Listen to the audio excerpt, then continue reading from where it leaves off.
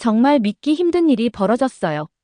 최근 일본의 한 지질 연구기관에 전달된 보고서 하나 때문에 일본 열도가 발칵 뒤집혔다고 하는데요.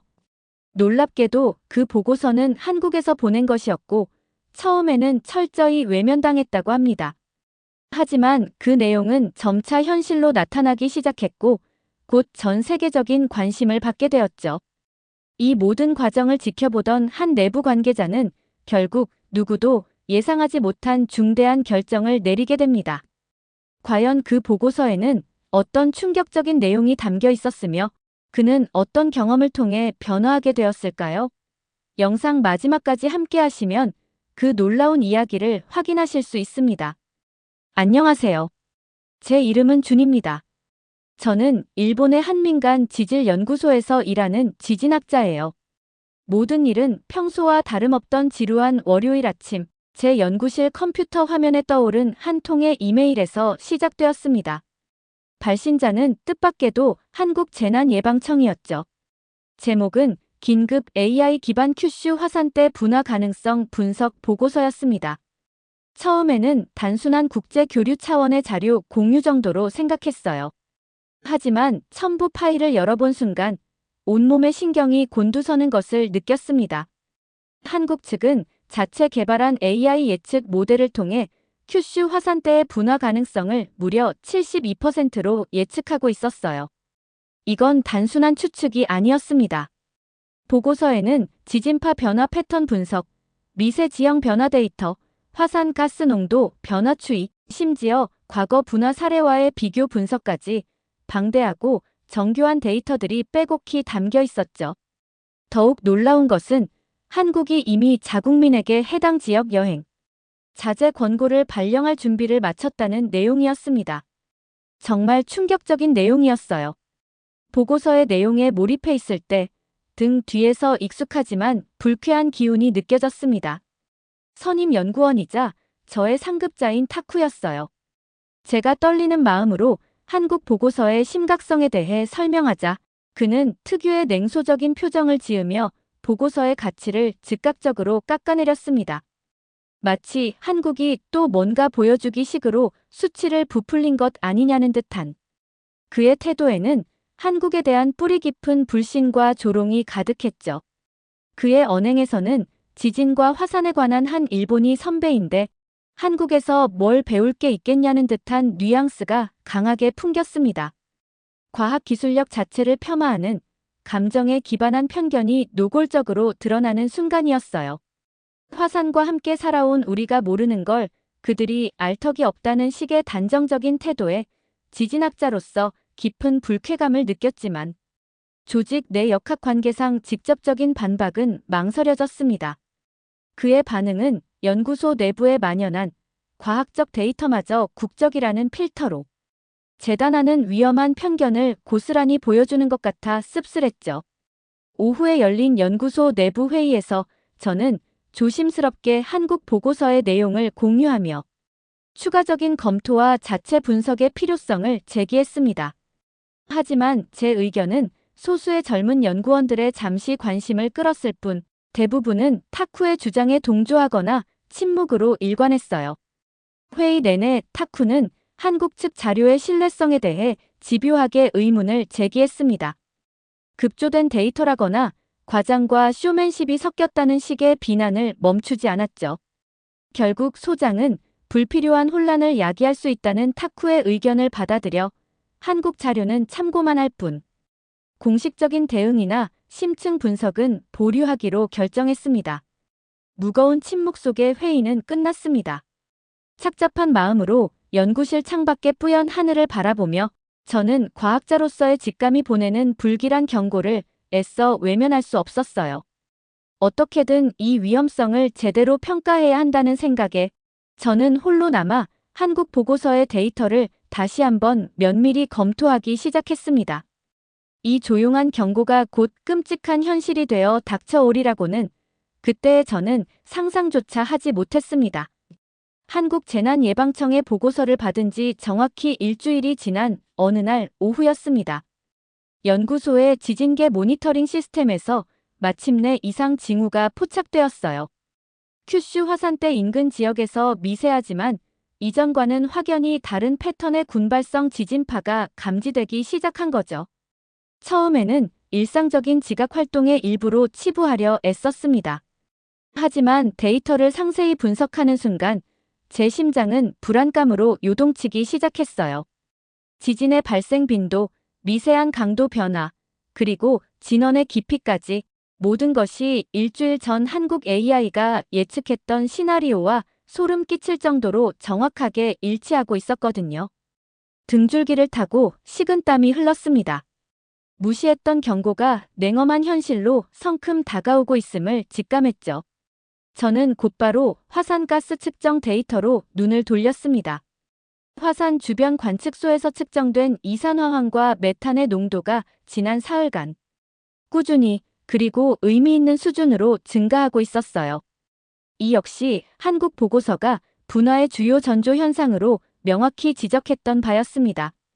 떨리는 손으로 일주일 전 받았던 한국 보고서 파일을 다시 열었죠.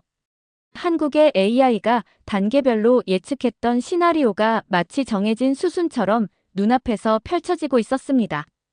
이 명백한 증거들을 동료들에게 알렸지만 연구소의 분위기는 여전히 냉담했어요. 타쿠는 그저 단순한 우연의 일치일 뿐이라며 애써 태연한 척했고 다른 연구원들 역시 좀 더 데이터를 축적하며 지켜보자는 안일한 태도를 유지했죠.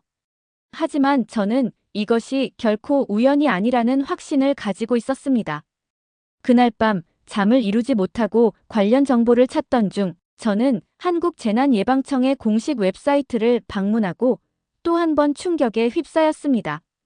한국은 이미 자국민을 대상으로 큐슈 지역 여행 자제 특별 경보를 발령한 상태였어요.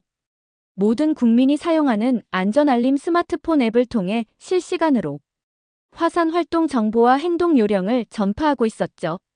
심지어 일본에 체류 중인 자국민을 위한 비상 연락망과 대피 지원 계획까지 가동되고 있었습니다. 더욱 놀라운 사실은 한국이 이미 관련 데이터를 국제 화산학회 및 관련 연구기관들과 공유하며 국제적인 협조를 요청했다는 점이었어요. 세계 여러 나라의 과학자들이 한국의 분석 결과에 주목하며 상황을 예의주시하고 있었지만 정작 가장 직접적인 위험에 처한 일본은 과학적 데이터 앞에서 침묵과 외면으로 일관하고 있었습니다. 다음 날 아침 출근길에 마주친 타쿠는 여전히 거만한 태도를 유지하며 한국의 발빠른 대응에 대해 쓸데없이 호들갑 떤다는 식으로 비난했습니다. 일본의 신중함이야말로 미덕이라는 그의 강변 속에서도 저는 그의 눈빛 깊은 곳에서 미세하게 흔들리는 불안감을 읽을 수 있었어요. 퇴근길, 아무것도 모른 채 평온한 저녁을 보내는 거리의 사람들을 보며 깊은 무력감과 안타까움이 밀려왔습니다. 텔레비전 뉴스에서는 연예인의 스캔들이나 정치인의 말싸움만이 흘러나올 뿐 점점 고조되는 화산 활동의 위험성에 대한 언급은 단 한 줄도 찾아볼 수 없었죠. 그날 밤 집에서 확인한 최신 데이터는 더욱 활발해진 지진 활동과 급증하는 가스 방출량을 명확히 보여주고 있었습니다. 과학적 증거를 외면한 채 안일한 기다림으로 시간을 흘려보내는 일본의 현실 속에서 수많은 사람들의 생명이 경각에 달려있다는 끔찍한 불안감이 제 온몸을 올가매는 듯 했습니다. 다음 날 아침 연구소로 향하는 만원. 전철 안에서 스마트폰으로 무심코 해외 뉴스를 확인하다가 저는 숨을 멈췄습니다. CNN 국제뉴스 헤드라인에 한국 AI 화산 예측 모델 세계적 주목을 받다이라는 문구가 선명하게 떠 있었거든요. 세계 유수의 언론들이 한국의 예측 정확성과 첨단 시스템에 주목하고 있는데 정작 재난의 코앞에 놓인 우리는 무엇을 하고 있는가? 가슴속에서 뜨거운 무언가가 치밀어 올랐어요. 연구소에 도착하자마자 저는 해외 언론 보도를 샅샅이 검색했습니다. BBC, 로이터 통신, 알자지라 등 전 세계 주요 언론들이 한국의 AI 기반 화산 예측 시스템을 비중 있게 다루고 있었죠. 보도의 핵심은 한국이 최첨단 AI 알고리즘과 빅데이터 분석을 통해 재난 예측의 새로운 지평을 열었으며 이번 큐슈 화산대 분석이 그 놀라운 정확성을 실증적으로 입증하고 있다는 내용이었습니다. 특히 제 눈길을 사로잡은 것은 한국이 이미 실전 운영 중인 드론 기반 실시간 화산가스 정밀 측정 시스템에 대한 상세 보도였어요. 한국은 큐슈 인근 국제공역에 특수 제작된 고성능 드론을 띄워 24시간 화산가스 농도 변화를 입체적으로 모니터링하고 있었으며 이 데이터는 실시간으로 분석되어 중앙관제센터는 물론 일반 시민들의 스마트폰 앱으로까지 전송되고 있었습니다. 첨단 기술과 국민 안전 시스템의 완벽한 통합. 그것은 제가 오랫동안 꿈꿔왔지만 일본의 경직된 관료주의와 예산 부족의 벽 앞에서 좌절해야 했던 바로 그 모습이었죠. 저는 다시 한국재난예방청 홈페이지에 접속해 공개된 데이터들을 더욱 깊이 파고들었습니다. 한국의 예측 모델은 지진파, 가스 농도뿐만 아니라 위성 영상 분석, 지표면 온도 변화, 심지어 소셜미디어 데이터까지 통합적으로 분석하여 시나리오별 확률과 예상 피해 범위까지 제시하고 있었어요. 그들이 축적한 데이터의 양과 질 그리고 분석의 깊이에 저는 경탄을 금할 수 없었습니다. 점심시간 연구소 구내식당에서 홀로 차가운 도시락을 먹으며 저는 깊은 자괴감에 빠졌습니다. 지금까지 우리는 한국에서 온 데이터라는 이유만으로 이 귀중한 경고를 애써 무시해왔던 것이죠. 과학에는 국경이 없다는 가장 기본적인 원칙마저 망각한 부끄러운 처사였습니다. 오후 내내 저는 독자적인 분석에 몰두했습니다. 한국의 데이터를 기반으로 제가 가진 모든 지식과 경험을 동원해 시뮬레이션을 반복한 결과 분화 가능성은 의심할 여지 없이 매우 높다는 결론에 다시 한번 도달했어요. 저는 이 결과를 정리하여 소장에게 보고했지만 돌아온 반응은 여전히 상황을 좀 더 신중하게 지켜보자는 무책임하고 소극적인 태도뿐이었습니다. 공식적인 경보는 발령되지 않았고 일본 정부는 여전히 침묵을 지키고 있었죠. 하지만 미묘한 변화의 기류가 감지되기 시작했습니다. 몇몇 동료 연구원들이 조용히 제게 다가와 분석 결과에 대해 묻기 시작했고 일부는 개인적으로 가족과 친지들에게 피난 준비를 암암리에 권유하고 있다는 소문도 들려왔어요. 연구소 내부에도 보이지 않는 긴장감이 서서히 퍼져나가고 있었습니다. 그날 저녁 뉴스에서는 때마침 한국의 국가 재난 대비 시스템을 조명하는 짧은 특집 코너가 방영되었습니다. 한국은 단순히 화산 폭발을 예측하는 것을 넘어 단계별 국민 대피 계획, 권역별 의료 지원 체계 구축, 국제 공조 시스템 가동에 이르는 포괄적이고 입체적인 대응 시스템을 이미 완벽하게 갖추고 있었어요. 제가 오랫동안 연구실 책상 앞에서 구상했지만 실현하지 못했던 수많은 아이디어들이 한국에서는 이미 국가적 시스템으로 구현되어 작동하고 있는 현실을 마주하며 저는 깊은 탄식을 내뱉을 수밖에 없었습니다. 그날 밤 저는 아내와 마주 앉아 오랫동안 침묵 속에 고민했던 결정을 털어놓았습니다. 걱정과 불안으로 창백해진 아내의 얼굴을 보며 저는 더 이상 망설일 수 없었어요. 임박한 화산 폭발의 위험 속에서 무엇보다 소중한 가족의 안전을 지키는 것이 최우선이었죠. 과학자로서의 양심과 한 가정의 가장으로서의 무거운 책임감 아래 저는 모든 것을 뒤로하고 한국으로 떠나기로 결심했습니다. 그것이 제 인생의 항로를 완전히 바꿔놓을 중대한 선택이 될 줄은 그때 저는 미처 알지 못했습니다. 비행기 트랩을 내려 인천국제공항 터미널에 발을 내딛는 순간부터 저와 제 가족은 이전과는 완전히 다른 세상과 마주했습니다. 여권 심사대에서 출발지가 일본이라는 정보가 확인되자마자 저희는 공항 직원들의 신속하고 침착한 안내에 따라 즉시 특별관리구역으로 지정된 별도의 통로로 이동했어요. 그들의 움직임에는 일말의 당황이나 혼란 없이 오직 철저하게 훈련되고 숙달된 전문가의 침착함만이 느껴졌습니다. 특별 통로를 따라 이동하는 동안 천장에 설치된 최첨단 AI 열화상 카메라 시스템이 눈에 들어왔죠. 모든 입국자는 이 시스템 아래를 통과하며 체온과 호흡 패턴, 심지어 미세한 기침 소리까지 자동으로 감지 및 분석된다는 것을 알게 되었습니다.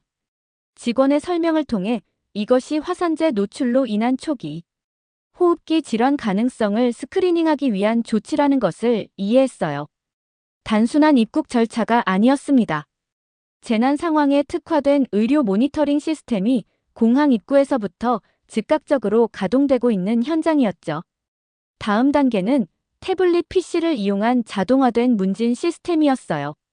화면에 표시되는 질문에 따라 저희의 건강 상태, 일본 내 거주 지역 정보, 최근 경험한 지진이나 이상 징후 여부 등을 입력하자 이 정보는 실시간으로 중앙 시스템으로 전송되어 분석되었고 분석 결과에 따라 각 개인에게 맞춤화된 건강관리 지침과 안전 정보가 즉석에서 제공되었습니다.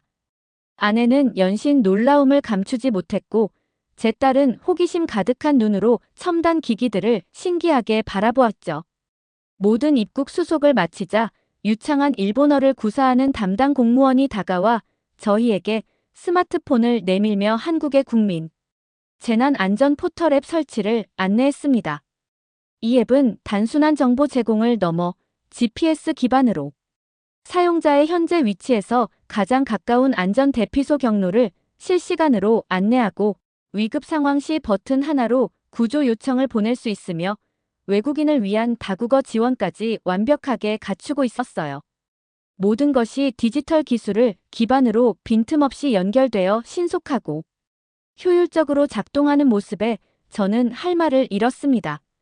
공항 밖으로 나가자 저희와 같은 일본발 입국자들을 위한 전용 셔틀버스가 이미 대기하고 있었죠. 버스는 정부에서 마련한 국제 이재민 임시보호시설로 향했습니다. 버스 창밖으로 펼쳐지는 활기차고 질서정연한 서울의 야경을 바라보며 저는 복잡한 심경에 잠겼어요. 일본의 지진학자로서 자국의 안일하고 무능한 대응과 극명하게 대비되는 한국의 철저하고 체계적인 시스템을 직접 경험하는 것은 과학자로서의 경이로움과 동시에 일본인으로서의 깊은 부끄러움을 느끼게 했습니다. 보호소에 도착했을 때 또 다른 놀라움이 저희를 기다리고 있었어요. 시설은 임시보호소라는 이름이 무색하게 마치 잘 관리된 최신식 비즈니스 호텔처럼 깨끗하고 현대적인 시설을 갖추고 있었습니다. 각 가족 단위에게는 사생활이 보장되는 독립된 주거 공간이 배정되었고 로비의 대형 스크린에서는 큐슈 화산 상황과 대피 관련 정보가 일본어를 포함한 여러 언어로 실시간 업데이트되고 있었죠. 안내받은 숙소는 크지 않았지만 침대와 샤워 시설, 작은 간이 주방까지 갖춘 깔끔하고 아늑한 원룸 형태의 공간이었습니다. 방마다 설치된 태블릿 PC를 통해 필요한 물품을 신청하거나 의료 지원, 심리 상담 등 다양한 서비스를 손쉽게 요청할 수 있었어요. 아내는 한국의 세심하고 철저한 준비성에 연신 감탄했고 제 딸도 낯선 환경에 대한 불안감을 잊은 듯 금세 안정을 되찾고 새로운 공간을 탐색하기 시작했습니다. 저는 조용히 시설 내부를 둘러보았습니다. 24시간 운영되는 의료실, 전문 심리 상담사가 상주하는 상담실, 아이들을 위한 놀이방과 학습 공간, 심지어 다양한 언어로 제공되는 온라인 교육 프로그램까지. 이곳은 단순한 임시 대피 시설이 아니었어요. 예기치 못한 재난 상황 속에서도 인간의 존엄성을 지키고 가능한 한 안정적인 일상을 유지할 수 있도록 모든 측면에서 세심하게 설계된 통합적인 지원 시스템 그 자체였습니다. 건물 한쪽에는 드론 관제센터가 임시로 운영되고 있었고 실시간으로 큐슈 화산 지역의 데이터를 수집하고 분석하며 상황 변화를 예의주시하고 있었죠. 그날 저녁 보호소에서 제공된 따뜻한 식사를 가족과 함께하며 저는 깊은 생각에 잠겼습니다.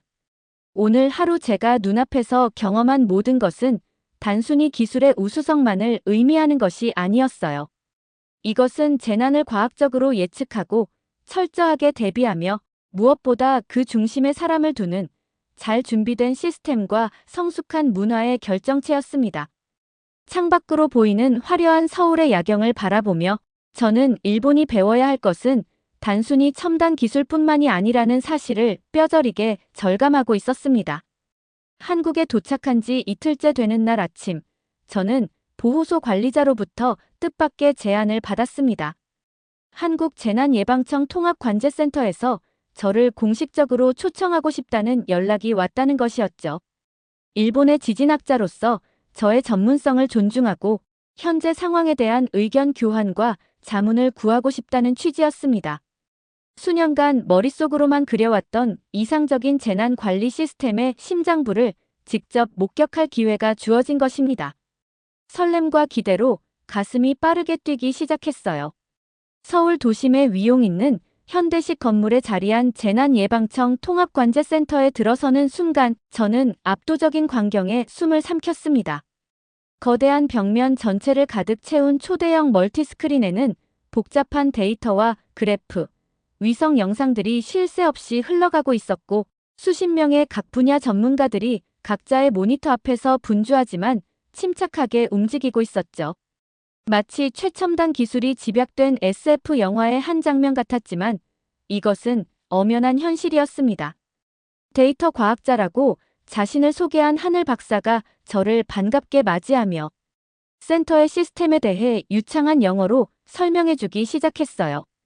중앙 스크린에는 큐슈 화산대의 정밀한 3D 지도가 실시간으로 업데이트되는 지진파 데이터, 가스 농도 변화, 지표면 변형 데이터와 함께 표시되고 있었습니다. 그들은 이미 다양한 강도와 유형의 화산 폭발 시나리오별 시뮬레이션을 수백 차례 이상 완료했으며 각 시나리오에 따른 예상 피해 범위와 영향 분석까지 끝마친 상태였죠. 하늘 박사는 다른 화면을 가리키며 화산 폭발 시 직접적인 영향을 받게 될 지역 주민들을 위한 상세한 대피 경로, 지도와 분 단위까지 세분화된 단계별 행동 계획들을 보여주었습니다. 가장 놀라운 점은 이 모든 방대한 정보가 실시간으로 분석되고 업데이트되어 시민들의 스마트폰 앱과 각 지역 재난방송 시스템, 도로 전광판 등과 완벽하게 연동되어 끊임없이 전파되고 있다는 사실이었어요. 센터 한쪽에서는 드론 관제팀이 큐슈 상공에서 활동 중인 무인 드론들이 수집한 데이터를 실시간으로 분석하며 화산재 확산 경로와 대기질 변화를 극도로 정밀하게 예측하고 있었습니다. 그 예측 정확도는 제가 일본에서 접했던 그 어떤 시스템보다 월등히 뛰어났죠. 이것은 제가 일본 연구소에서 수년간 필요성을 역설했지만 예산 부족과 기술적 한계, 그리고 무엇보다 변화를 두려워하는 조직 문화 때문에 번번이 좌절되었던 바로 그 시스템들이었습니다. 하늘 박사는 저를 자신의 연구실로 안내했고 그곳에서 저는 더욱 놀라운 사실과 마주했습니다. 그는 제 이름이 적힌 과거 지진 관련 연구 논문 여러 편을 꺼내 보여주었어요. 그들은 이미 저의 연구 성과에 대해 상세히 파악하고 있었으며 심지어 제가 과거에 제안했던 지진파 분석 모델의 일부를 자신들의 AI 예측 시스템에 통합하여 활용하고 있다고 밝혔습니다. 일본에서는 현실성 부족, 과도한 예측이라는 이유로 번번이 묵살되었던 저의 이론과 아이디어들이 이곳 한국에서 현실화되어 소중하게 활용되고 있다는 사실에 저는 뜨거운 감정을 애써 참아야 했습니다. 하늘 박사가 시연해 보여준 AI 기반 예측 모델은 단순히 과거 데이터를 학습하는 수준을 넘어 실시간으로 유입되는 다양한 종류의 데이터를 융합 분석하고 스스로 학습하며 예측 정확도를 끊임없이 개선해 나가는 경지에 이르러 있었어요. 그것은 저의 상상을 훨씬 뛰어넘는 정교함과 지능을 갖춘 시스템이었습니다. 점심시간에는 한국 연구팀과 함께 구내식당에서 식사하며 격에 없는 대화를 나누었습니다. 국적이나 소속, 직급 같은 것은 아무런 장벽이 되지 않았죠. 오직 과학적 진실에 대한 순수한 호기심과 인류의 안전이라는 공동의 목표 아래 우리는 진지하고 열정적으로 의견을 교환했습니다. 오후에는 센터의 국제 협력 시스템에 대한 브리핑을 들었어요. 한국은 이미 전 세계 여러 나라의 지질 연구기관 및 재난관리기구와 실시간 데이터 공유 네트워크를 구축하고 있었으며 특히 최근 화산 폭발이나 대규모 지진을 경험한 국가들과의 긴밀한 협력을 통해 서로의 경험과 기술을 공유하며 시스템을 지속적으로 개선해 나가고 있었습니다. 하루 종일 센터 곳곳을 둘러본 저는 깊은 감동과 함께 복잡한 감정에 휩싸였습니다. 지진학자로서 느끼는 순수한 경이로움과 희열의 이면에는 일본의 과학자로서 느끼는 깊은 부끄러움과 자괴감이 공존했죠. 왜 우리는 이런 시스템을 갖추지 못했을까? 우리는 탁상 공론으로 논문을 쓰는 동안 그들은 현실에서 사람을 살리는 시스템을 만들고 있었다. 마음속으로 이런 질문을 되낼 수밖에 없었습니다. 그날 밤 예기치 못한 일이 발생했습니다. 제 딸이 갑자기 고열과 기침 증세를 보이며 아프기 시작한 거예요. 보호소에 상주하는 의료팀의 신속한 조치와 안내로 저희는 곧바로 인근 대학병원 응급실로 향했고 도착한 지 불과 몇 분 만에 소아과 전문의의 진찰을 받을 수 있었습니다. 한밤중이었음에도 병원 응급실은 혼란 없이 매우 질서정연하게 운영되었고 의료진은 제 딸의 상태를 꼼꼼히 살피며 화산재 노출 가능성까지 염두에 두고 필요한 검사를 신속하게 진행했어요. 결국 제 딸은 폐렴 초기 진단을 받고 하룻밤 입원하여 경과를 지켜보기로 했습니다. 저희 가족은 외국인 환자를 위한 전용 병동에 배정받았는데 병실에는 일본어 안내문은 물론 일본 방송 채널이 나오는 TV까지 설치되어 있었죠. 비상재난 상황 속에서도 환자의 문화적 배경까지 세심하게 배려하는 시스템에 저는 또 한 번 감탄하지 않을 수 없었습니다. 잠시 복도에 나와 복잡한 생각을 정리하고 있는데 젊은 한국인 간호사가 다가와 따뜻한 차 한 잔을 건네며 능숙한 일본어로 저를 안심시켜 주었어요. 다음 날 아침, 다행히 제 딸의 상태는 눈에 띄게 호전되었습니다. 퇴원을 준비하며 제 딸은 서툰 한국어로 간호사에게 감사 인사를 전했고 간호사는 환한 미소와 함께 유창한 일본어로 응답했죠. 그때 제 딸이 아마도 저희가 일본인임에도 이렇게 친절한 보살핌을 받는 것에 대한 놀라움과 감사를 표현하려 했던 것 같습니다. 그 순간 간호사는 잠시 제 딸의 눈을 따뜻하게 바라보며 부드럽지만 단호한 무언가를 그녀의 태도로 보여주었어요. 말로 표현하지 않았지만 그 표정과 눈빛은 제게 강렬한 메시지를 전달했습니다. 국적이나 배경보다 눈앞에 한 사람, 그 사람의 안위가 우선이라는 깊은 울림이었죠. 일본에서 제가 겪고 보아왔던 편견과는 너무나 다른 현실이었습니다. 이곳 한국에서는 국적이나 역사적 갈등 같은 것들보다 한 사람의 생명과 존엄을 먼저 생각하는 문화가 살아 숨쉬고 있었어요. 이것은 잘 만들어진 매뉴얼이나 구호가 아니었습니다. 그것은 이미 사람들의 일상과 가치관 속에 깊이 스며들어 있는 존엄한 무엇이었죠. 그 순간의 경험은 제 가슴을 강하게 후려쳤고 깊은 깨달음을 주었습니다. 한국에서의 임시보호소 생활이 열흘째 접어들던 날 오후, 저는 관리자로부터 뜻밖의 소식을 전해 들었습니다. 새로 도착한 일본인 환자 중에 제 이름을 애타게 찾는 사람이 있다는 것이었죠. 의아한 마음으로 의료동으로 향해 해당 병실 문을 열었을 때 저는 제 눈을 의심하지 않을 수 없었습니다. 한때 한국의 모든 것을 그토록 경멸하고 무시했던 타쿠가 초췌한 모습으로 한국 병원의 침대에 누워 있었던 거예요. 그의 얼굴은 수척해져 있었고 오른쪽 다리에는 두꺼운 깁스가 채워져 있었으며 얼굴 곳곳에는 크고 작은 상처들이 남아 있었습니다. 그의 눈빛에서는 과거의 오만함과 거만함 대신 깊은 공허함과 당혹감이 느껴졌어요. 타쿠는 저를 보자 억지로 희미한 미소를 지으려 했지만 이내 표정이 무너지며 고개를 떨구었습니다.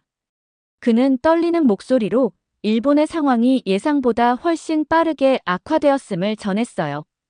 큐슈 화산대의 미세 지진 활동은 더욱 빈번하고 강해졌으며 일부 지역에서는 화산 가스로 인한 피해까지 발생하기 시작했지만 일본 정부와 연구소는 여전히 명확한 경보나 구체적인 대피 계획 없이 소극적인 관망 자세만 유지하고 있었다고 합니다.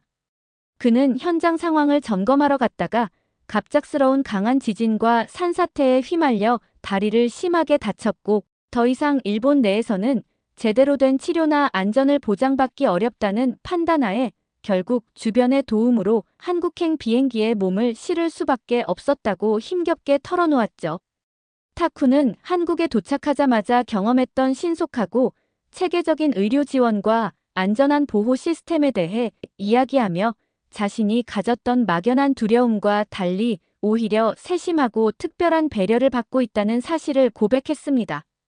그의 목소리는 미세하게 떨리고 있었고, 과거 자신이 얼마나 어리석고 위험한 편견에 사로잡혀 있었는지 뒤늦게 깨달았다는 후회가 역력했어요.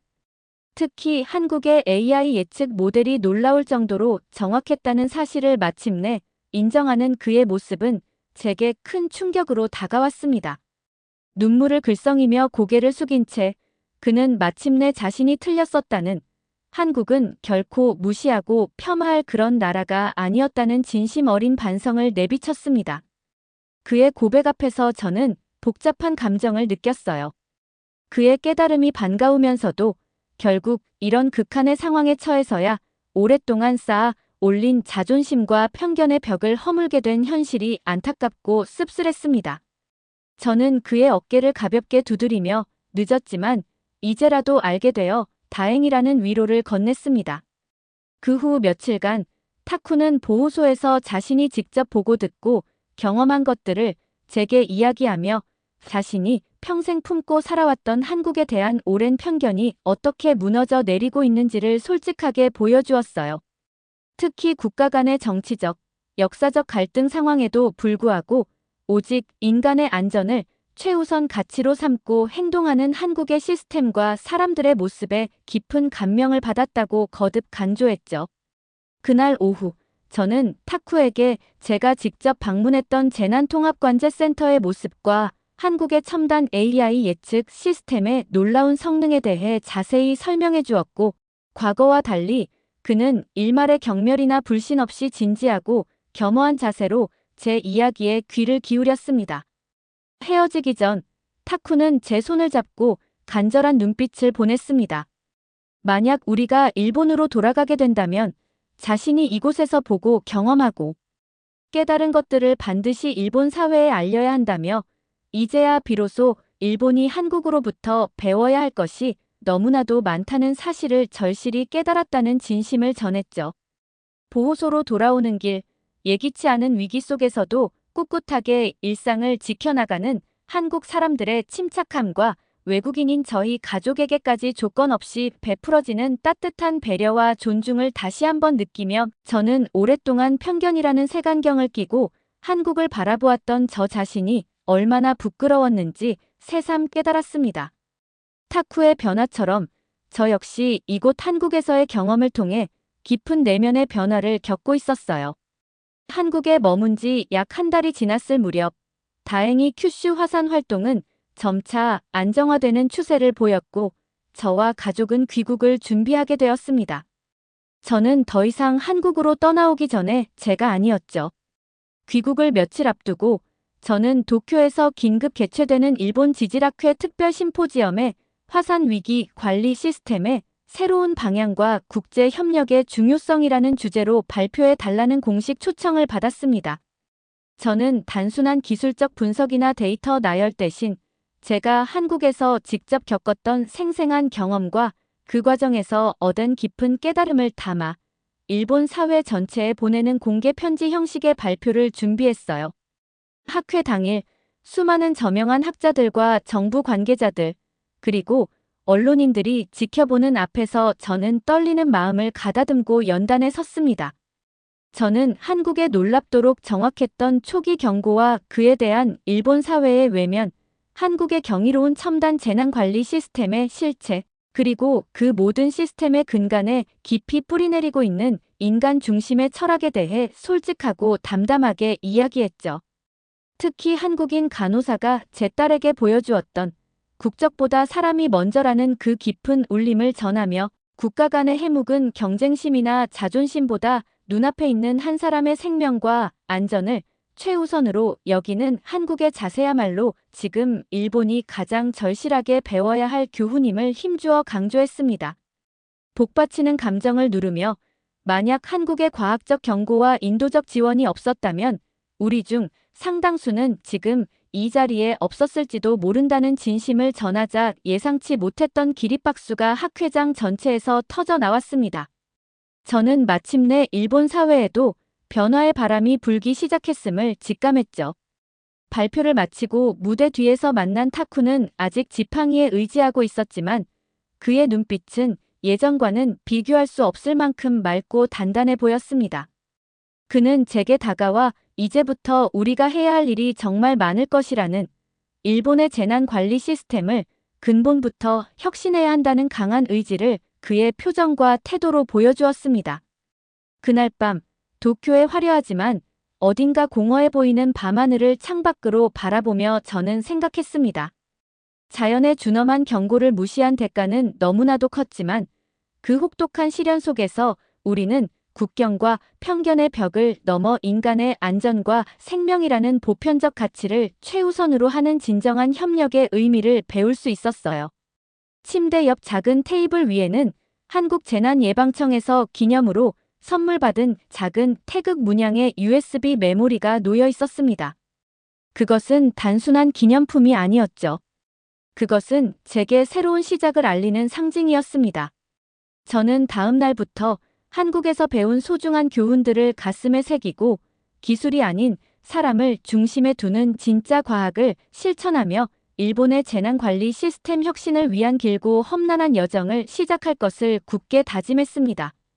여러분, 오늘 우리는 일본 지진학자 준 씨의 시선을 통해 뿌리 깊은 편견 때문에 중요한 과학적 경고를 외면했던 안타까운 현실과 위기 속에서 빛난 한국의 놀라운 기술력 그리고 무엇보다 따뜻한 인간 중심의 대응 시스템을 함께 지켜보았어요.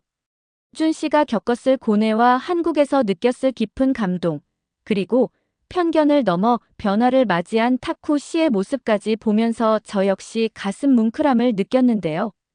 과학에는 국경이 없다는 사실과 재난 앞에서 서로 돕고 존중하는 마음이 얼마나 중요한지 다시 한번 깨닫게 되는 시간이었습니다. 오늘 이야기가 여러분의 마음에도 작은 울림을 주었기를 바라요. 저희 채널은 앞으로도 이렇게 감동과 생각할 거리를 주는 이야기들을 전해드리고 싶어요. 영상이 좋으셨다면 구독과 좋아요, 알림 설정으로 저희와 계속 함께 해주시겠어요? 여러분의 따뜻한 응원이 저희에게는 정말 큰 힘이 된답니다. 시청해주셔서 진심으로 감사드려요.